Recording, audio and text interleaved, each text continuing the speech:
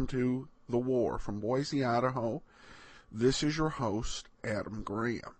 If you have a comment, email it to me at box13@greatdetectives.net.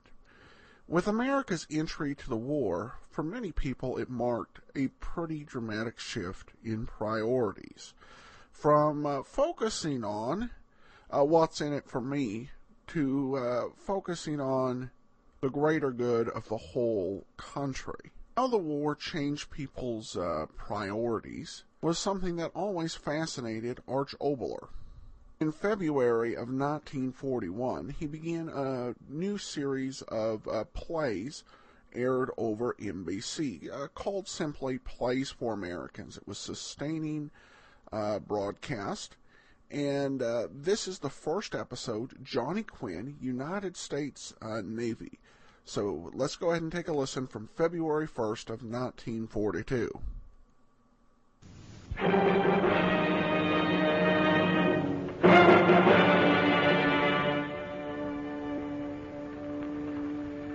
The National Broadcasting Company presents Plays for Americans by Arch Oboler.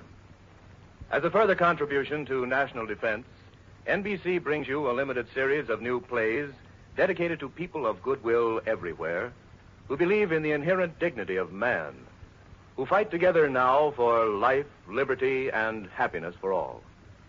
This is a war of men and ideas, and these will be plays of the men and the ideas that make up our America of today. As the first of this series, we bring you the talented Miss Olivia de Havilland in a new play, Johnny Quinn, USN. I'll tell you of pleasant things. The way your father looked, the way he talked and walked and laughed, and what he thought. Your father was born in a little place called Far Harbor, in a cold little sea-swept town in Maine. He died on a day when the sun was very warm and very bright in a place they call Pearl Harbor. Let me tell you.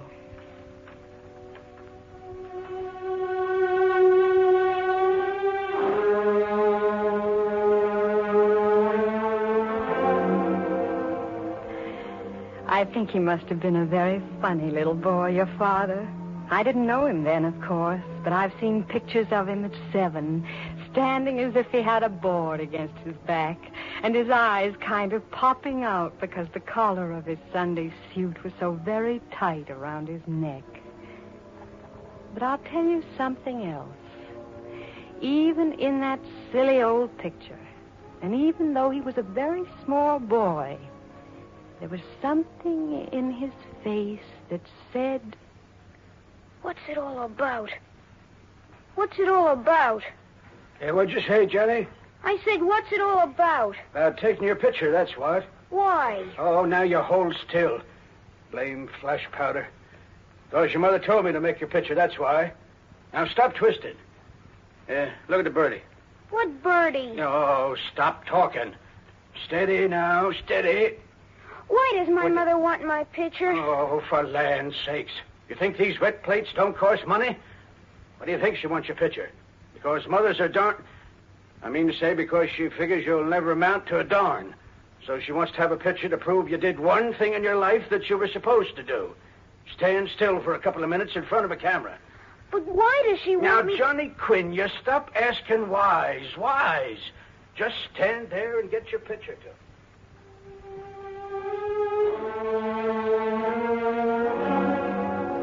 Always, yes, always wanting to know why he had to do things. That was your father at 7. That was your father at 17, when I first met him. High school. Here, Ann, I guess these are the seats. 6 and 7. I'll go first. All right, Oliver. Gee, we're so late. Oh, pardon me. Come on, Ann. I'm with you. Pardon me. Excuse me, couldn't we get by there? Beg your pardon. Here, Ann. Yes. You here, me here. Oh, gee. Weren't we lucky getting 6 swell seats?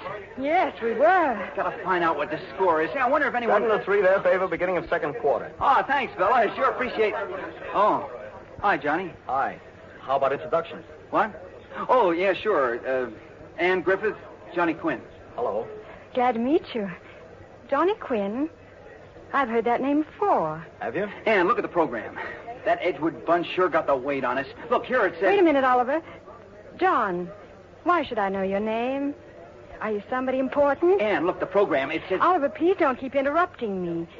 Johnny, I've just gotten back to town. We've been traveling.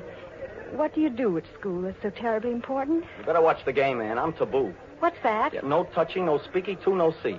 But why? Look at the scoreboard. There's your answer. The guy won't play football. How do you like that? Johnny, is that true? Yeah, sure. What do you keep looking at me like that for? I don't know. Will you meet me after the game? Oh, no, I couldn't, Oliver. Come on, meet me. I want to talk to you. Yeah, I want to talk to you.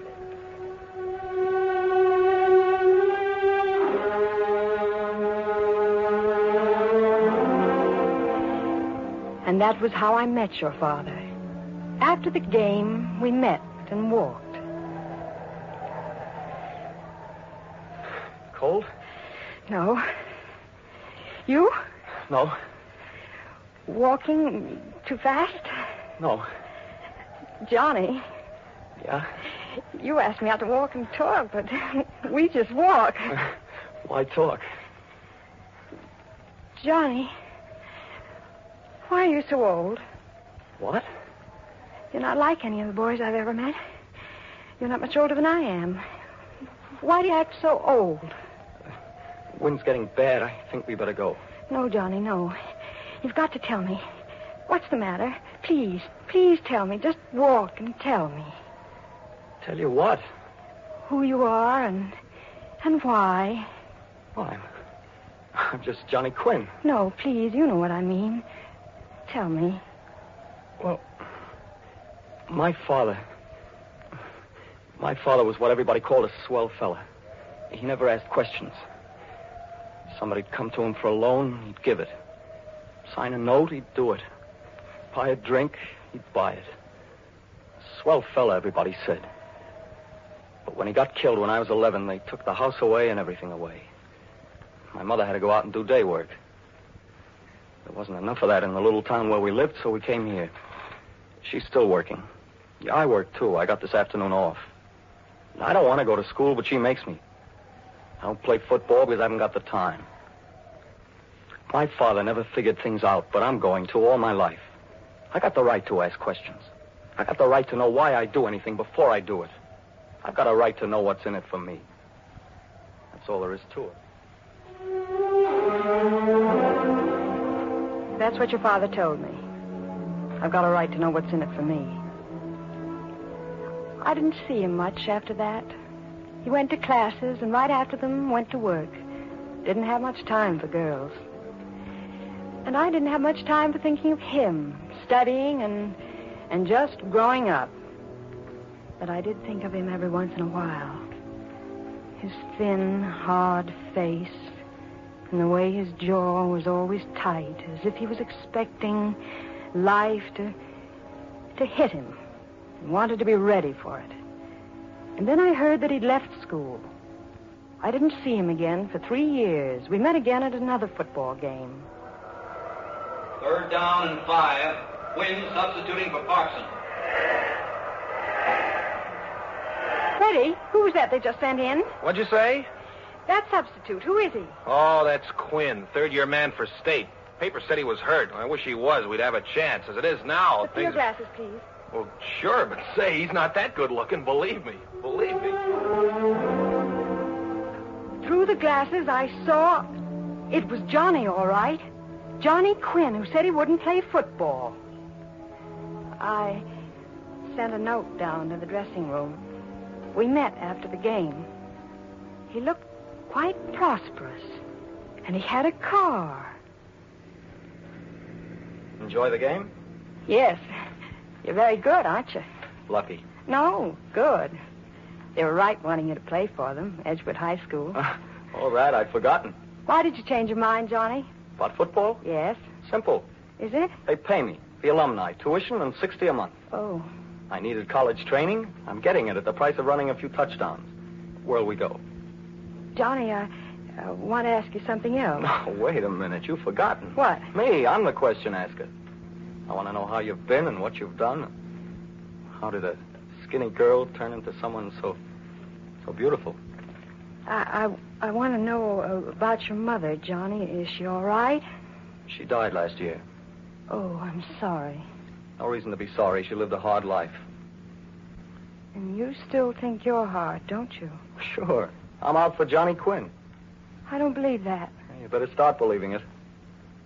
I wouldn't like that, Johnny Quinn. No? Well, that'd be just too bad. Yeah, just too bad.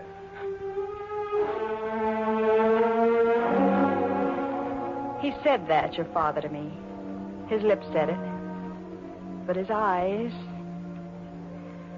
We didn't meet again for another year. This time it was at a party. And now, my dear, I want you to meet a man to remember. He gives no quarter and asks none. Johnny Quinn. Johnny, this is... I know. You've met? Yes, we met. Well, forgive me. Do forgive me. How are you, Johnny? I'm fine. I see you are. So we... What's the matter? I just heard myself asking you if you'd like to go off someplace and talk. That's what we always do, isn't it? Yes. Look, I got some tickets for a concert. Someone gave them to me. I didn't want to go alone. That's the kind of thing you like, so let's go. Okay? Okay.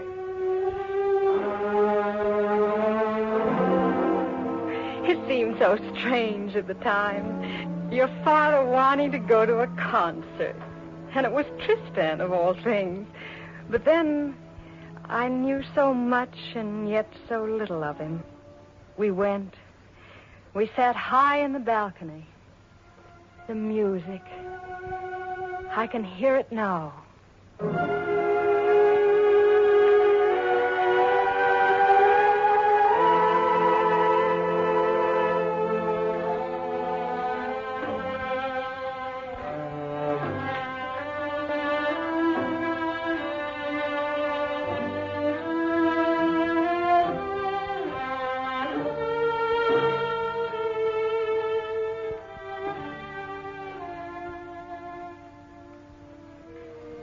Love music. But while it played, my eyes kept going to Johnny Quinn. His eyes were closed, and his thin face was at peace. And as I looked at him, his eyes opened, and he looked at me, and he smiled a slow smile, and I loved him.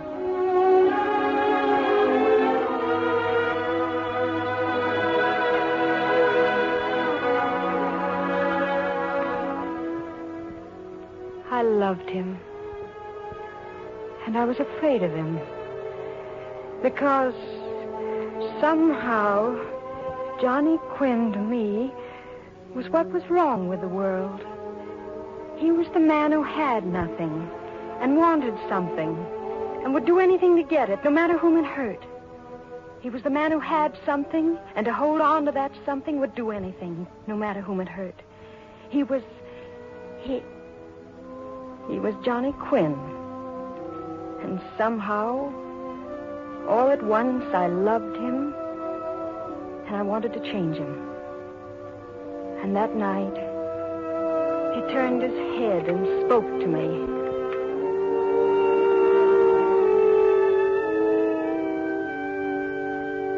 Anne. Yes? I tried to find out where you lived. Did you? Yes. Anne. Yes? Will you marry me? Johnny. I said it and I mean it. Will you marry me? Oh. No. No, Johnny. No. No, no.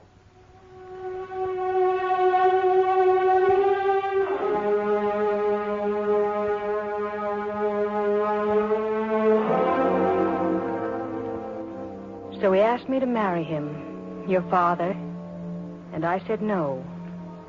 I said no to him. As we left the concert, he was very angry. Well, put it into words at least. We've walked from 6 to the river, and all you've said is no. I know I haven't had time for a build-up proposing like this, but, well, I'm a sudden guy. Not for a husband, Johnny. All right, I've heard that. Put it into words. Yes. I will. Do you know there's a world outside yourself? What kind of a question's that? I'll ask you another. Did you see today's headlines? Headlines? Sure, of course I did. What were they? Why, Chamberlain got back from Munich today. And what does that mean to you? Should it mean something? I'm asking. All right. So they sold out the little guys. So we'll have peace for a while. So what? That's the way the world is. Big dog eat little dog. So for a while, everything's quiet. And that's all it means to you? For Pete's sake, what should it mean? Well, doesn't the fact that the price of Munich will be that hundreds of thousands of little Czech people, good people, are going to be hurt mean anything to you? Oh, now, Ann, are we going to start on politics? Politics? When you use it that way, I'm afraid I don't know what the word means. I'm talking about people. And I'm talking about us, you and me. What have we got to do with what's happening to foreigners half the world away? That's just it. Once you said, what's in it for me? I'm asking that question now, Johnny.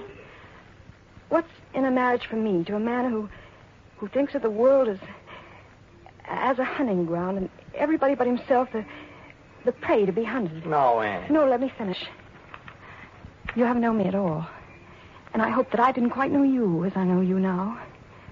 The world's full of people like you, Johnny. People who think they can live apart from the stream of mankind and not eventually pay for it. I talk of marriage and you stand up on a soapbox. Oh, Johnny, for the last time, try and understand me.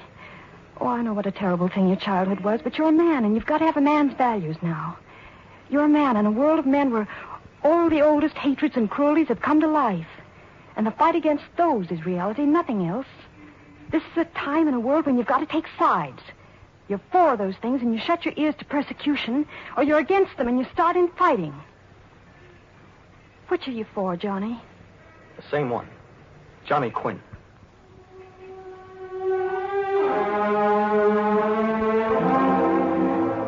And so I went away. And I didn't see your father or hear from him until a few months later when I got a letter from him. I read it. And at first I couldn't quite believe. So, there it is, Ann, right on the line. I've joined the Navy. Air Force. Johnny Quinn? Navy? Air Force? Johnny Quinn a part of something? Johnny Quinn listening to anyone but himself? I couldn't believe it. Until I read the next words. No, Ann, I haven't got religion. Just being smart. You see, I've figured out that aviation is going to be the ground floor to what you apparently don't care about. Cash in the bank. Since the Navy will pay for my training and a salary besides, well, here I go. Yep. Still dog-eat-dog Johnny. You know, I couldn't quite answer you that night you lit into me. I never was much good at off-the-cuff answers. But maybe I can put it into words right now. What's wrong with the world is not the ones like me who say, this is my life, let the other fella take care of himself. No. What's wrong is your kind. The ones with their heads up in the nice pink clouds. The ones who talk truth and honor and justice and forget the plain fact that the only thing that matters in life is cash in the bank. So it's off I am to a nice, cozy little session at the taxpayer's expense, Ann. When they've taught me all I want to know, I'll be back to call on you. Maybe by that time, you'll be off your little lace-trimmed soapbox and ready to listen to good common sense. That's what he wrote me, your father. You'll be off your lace-trimmed soapbox. I put the letter away and knew that I had to shut my mind and heart to every future thought of Johnny Quinn. I tried to. And then one day, the doorbell...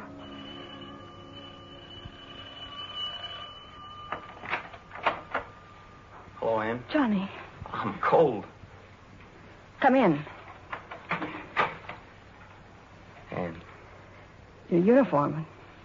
Very nice. I wanted to see you very much. I'm going out. With me? No. Then listen, just a minute. I leave for Hawaii tomorrow. Hawaii? The squadron. We're ordered out. Oh. Ann, look at me. All the things you talked about, being part of the world and having to do something about it, I sort of believe that now. Johnny. Sounds crazy, doesn't it? But But you've been in my mind so much, I guess your ideas climbed in, too. Anne, before I go, marry me. Say it, Anne. Marry me. Marry me.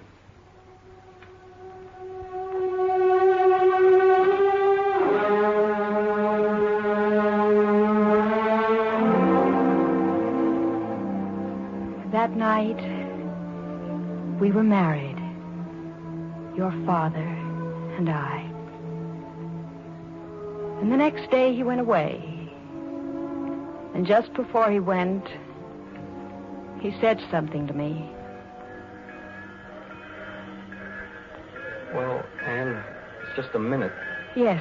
I think I better tell you something. What? I may be gone for quite some time. I mean, before I can send for you. I know that. It might be some time. Why do you keep saying that? Well, because I'm going out there for a purpose. I want to get all I can out of it for myself. Having you out there might slow me up. Oh, Anne, that's just what I want to say. I haven't changed. It's still Johnny Quinn first and then the rest. What I told you yesterday, well, I wanted you so much, I just told you what you wanted to hear, that's all. I wanted you to know that because I wanted to be fair. Well, aren't you going to say something? Anne, the train. Yes, the train. Get on the train, Johnny Quinn. Get on it and don't ever come back to me. I don't want you. Ever. Ever. Ever.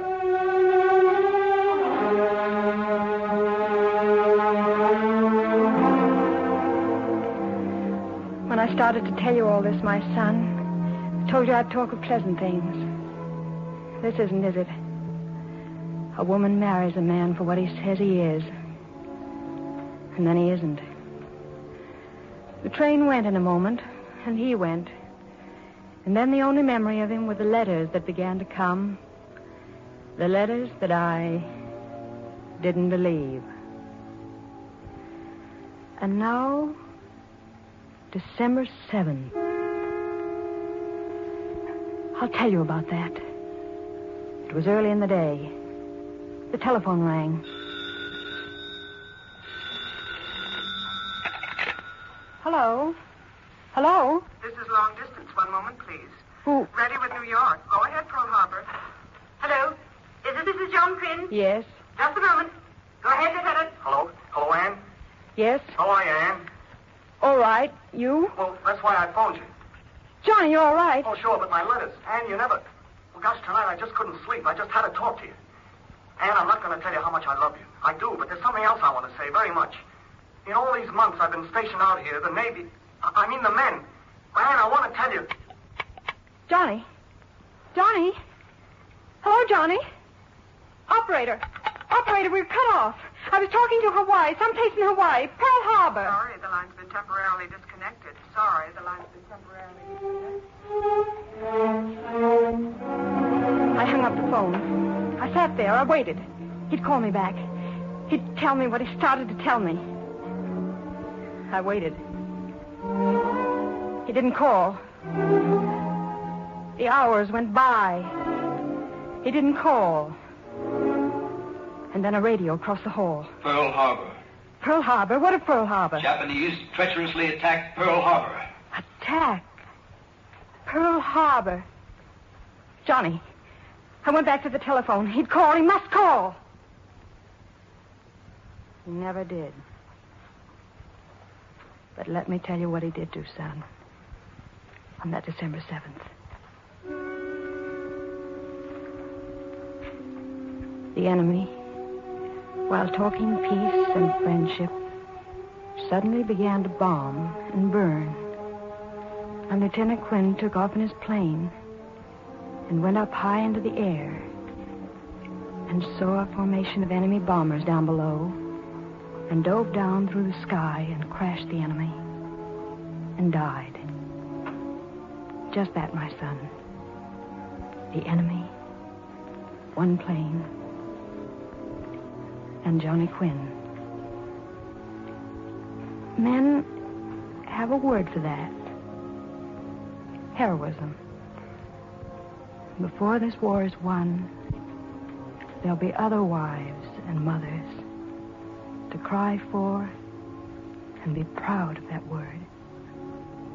But your father's dying was a special thing, because what he did was how he told me what he wanted me to know. Anne, I want to tell you. Anne, I want to tell you. Sorry, the line's disconnected. Sorry, the line's disconnected. I know what Johnny wanted to say. I know it as clearly as if I'd been right there next to him, that moment before he turned the plane down toward the sea. Anne, let me tell you what I've got to tell you. They broke the phone connection, didn't they?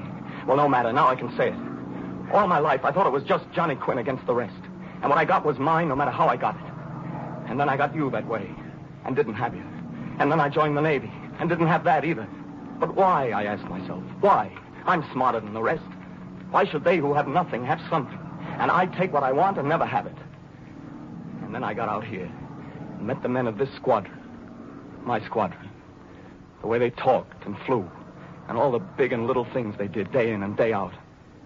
Suddenly I saw they weren't out of step. I was. Me, wise guy Johnny Quinn. For they were giving something all the time, and I was taking. That was the difference. But why were they giving? I tried to find that out. What percentage was in it, this giving business? Yes, what was in it that they should give and take a punch at anyone who asked what they were getting for it? And then I thought of you, Anne, and all your words I'd laughed at, hadn't listened to, hadn't understood. And suddenly, as quick as the dive I'm going to take now, I understood it all. You were part of a world, and they were part of a world. The world of all the people willing to die for something bigger than themselves. Yes, you were all in step with every man and woman and kid who'd ever stood up under the whip, or charged across a no-man's land, or died in a concentration camp, or hung upon a cross. Yes, you believed something bigger than the world itself. You believed that every man who stood up for the right to be a man was your brother, that every woman who spoke for freedom for her children was your sister, that every child born under God's son was your child. Remember? Which side are you on, Johnny Quinn, you said? The side of those who hide and say, let me alone, the fight's the other fellas to win for me? The side of stabbing in the back and slow starvation for the children and the gangsters standing on the backs of all the little peoples? No, Anne, not that side. Your side. The side of dying, maybe, but living in that dying. Your side, Anne. Yours, yours, yours, yours, yours, yours.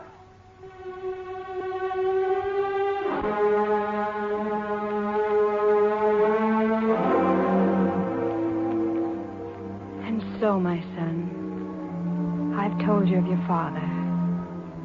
The way he walked and talked, and even what he thought. That's all there is to say. Why, Mrs. Quinn, are you still awake? Yes. And whom were you talking to? My son. Oh, don't you think you'd better wait until tomorrow, when he's born? Yes. Well, good night. Sleep well. Good night. Good night, my son. Good night, Johnny Quinn.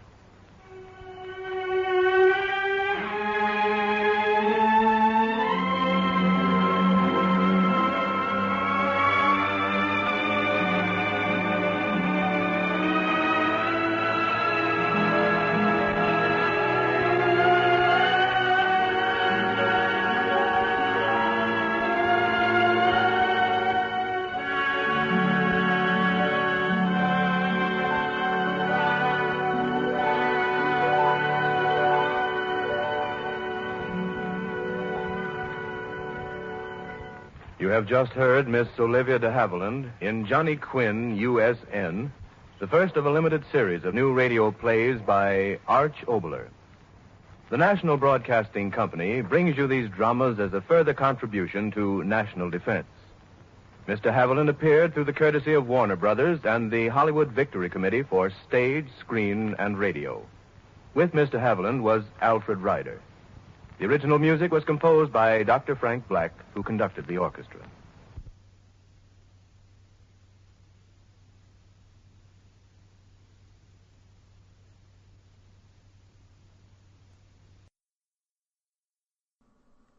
Welcome back. And no doubt there were other soldiers and sailors like Johnny Quinn, whose lives and values were reshaped by the war. Well, that will do it for today.